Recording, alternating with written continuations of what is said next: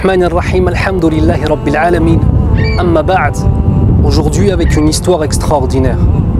Celle d'un compagnon du prophète sallallahu alayhi wa sallam, mais pas n'importe lequel, parce qu'on parle de la jeunesse, on parle de l'espoir, on parle du futur.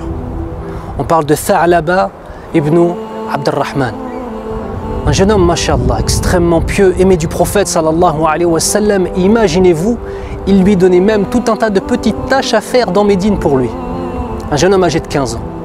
Le prophète sallallahu alayhi wa sallam, fi yawmin min al-ayyam, un jour parmi tant d'autres, l'envoie faire une course. Le jeune part la faire avec toute la joie qu'on peut s'imaginer de servir le prophète sallallahu alayhi wa sallam. Puis, lors du chemin, il y a un coup de vent qui lève le rideau, qui voile l'entrée d'une maison et qui voile une femme qui est en train de prendre sa douche, qui est en train de se laver. Et ce jeune homme pourtant qui est extrêmement pieux, cède à la tentation de regarder un petit regard de rien du tout sur le côté. Et il la voit nue. Et cette femme est magnifique. Il reste bouche bée devant elle. Puis il se ressaisit.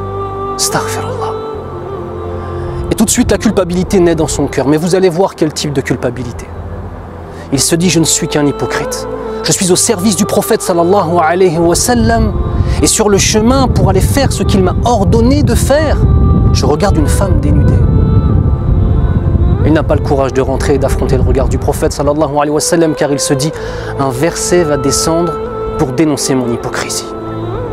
Allah al-Musta'an. Alors il s'enfuit. Le prophète sallallahu alayhi wa sallam l'attend, voyant qu'il ne revient pas, commence à se faire du souci. Une prière passe, deux prières passent. Tha'laba n'est toujours pas revenu. Alors il envoie deux émissaires qui sont Omar ibn al-Khattab radiyallahu anhu et Salman al-Farisi radiyallahu anhuma. Il le cherche dans Médine, il ne le trouve pas. Un jour passe, deux jours passent, et au fur et à mesure que les jours passent, le sentiment de crainte qui est dans le cœur du prophète sallallahu alayhi wa sallam ne cesse d'augmenter. Il a peur pour Tha'laba. Jusqu'à temps qu'il y ait même des dizaines de jours. Et à ce moment-là, il mandate tout un tas d'hommes de Médine retrouver Tha'laba ibn Abd-Rahman.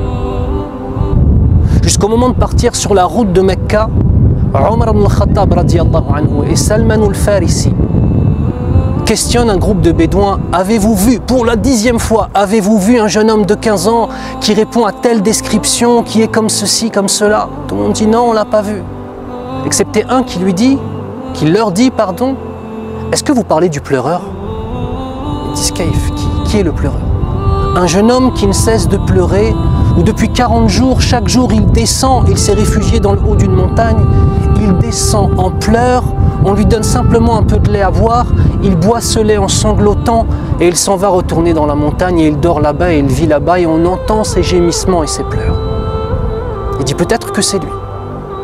À quelle heure vient-il? À telle heure. Omar et Salman se cachent. Et qui descend pour venir prendre le lait? Tha'laba. Ils sortent de leur cachette et l'interpellent. Il les voit et il a peur. Qui vous a envoyé? Pourquoi vous êtes venu me voir? Il était tellement maigre et tellement affaibli qu'ils ont eu du mal à le reconnaître. Ils disent, le prophète d'Allah sallallahu alayhi wa sallam te convoque, il veut te voir, où étais-tu? Et il se met à pleurer encore plus belle. Et il dit, c'est impossible, je ne peux pas le voir, je ne suis pas digne. Et même il commence à se débattre. Et bien évidemment, la force des deux hommes a raison de lui. Et ils le prennent, ils l'emmènent. Et pendant tout le trajet, il ne cesse de gémir, de pleurer et de raconter des histoires sur le fait qu'il est hypocrite. Mais les sahaba ne comprennent pas pourquoi. Voyant qu'il est complètement renversé et déboussolé, ils décident de ne pas le ramener directement à la maison du prophète sallallahu alayhi wa sallam, mais de le ramener chez lui d'abord afin qu'il se calme quelque peu. Et ils appellent le prophète sallallahu alayhi wa sallam. Lorsqu'il apprend la nouvelle que Tha'laba est encore vivant, il se dépêche et il s'empresse de venir le voir. Et lorsqu'il arrive, il le voit en pleurs, il le voit amaigri, il le voit dans des haillons, il le voit dans un désespoir si profond que le prophète sallallahu alayhi wa sallam ressent la tristesse dans son cœur. Alors comme on fait à un enfant qu'on aime, parce que Tha'laba était encore allongé, il prend sa tête et il lui met sa tête sur ses genoux. Il prend sa tête et il met sa tête sur ses genoux. Et il commence à lui caresser la tête. Et il n'arrive pas à s'arrêter de pleurer. Puis il lui dit, De quoi as-tu besoin? De la miséricorde d'Allah, lui répond Tha'laba. De quoi as-tu peur? Du châtiment d'Allah, lui répond-il. Et qu'espères-tu? J'espère le pardon de mon Seigneur. Et le prophète sallallahu alayhi wa sallam de lui dire dans le sens de la dua qu'Allah t'accorde ce que tu espères et éloigne de toi ce que tu crains. À ce moment-là, il sent que Tha'laba commence à se calmer un petit peu.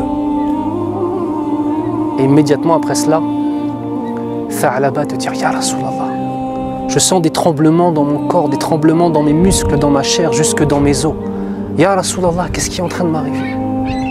Et le prophète sallallahu alayhi wa sallam de lui dire c'est l'ange de la mort qui vient prendre ton âme. À ce moment-là, il lui dit vite fait la shahada. Et Tha'laba radiyallahu anhu dit la ilaha, ashhadu an la ilaha illallah wa ashhadu anna Muhammadan abduhu wa rasuluhu sallallahu alayhi wa sallam. Et Allah reprend son âme. Les conséquences de la peur qu'il avait ressentie étaient trop grandes et son corps avait trop été éprouvé. Et Allah Azza wa Jalla a décidé de reprendre son âme juste à ce moment-là. Allahu Akbar. Mon frère, ma soeur, un jeune homme de 15 ans qui a plus de présence d'esprit que des personnes qui peuvent atteindre 80 ou 90 ans. La conscience du poids des péchés sur les épaules et le fait de ne pas négliger les péchés et de comprendre qu'on est dans un danger parce que la mort peut frapper à n'importe quel moment.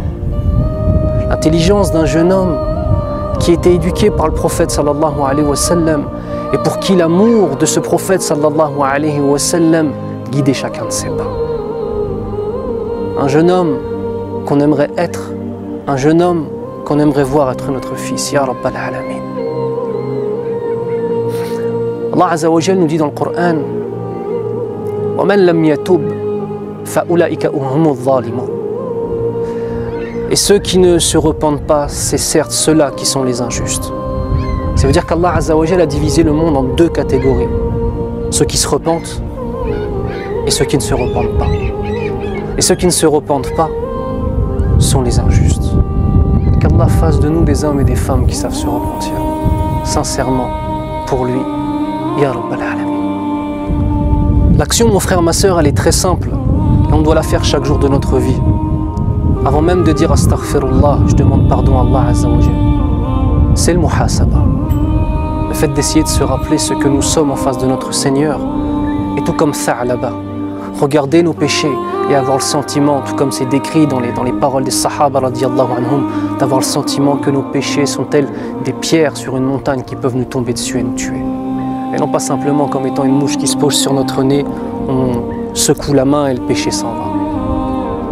Une des clés de notre réussite, mes frères, mes sœurs, c'est le fait d'essayer de se rappeler qui nous sommes, de regarder nos actions, de se rappeler nos actions et vouloir à tout prix se purifier. Ya Rabbal Alamin, on demande à Allah Azza wa Jal de nous accorder une tawba réelle, tawbatan nasuha, comme Allah Azza wa Jal le mentionne dans le Coran al-Karim, et qu'il fasse de nous des hommes et des femmes dignes de cette mission d'être des musulmans qui, conscients de leurs actions, les regardent, les analysent, s'en repentent et obtiendront la récompense d'Allah Azza wa Jal.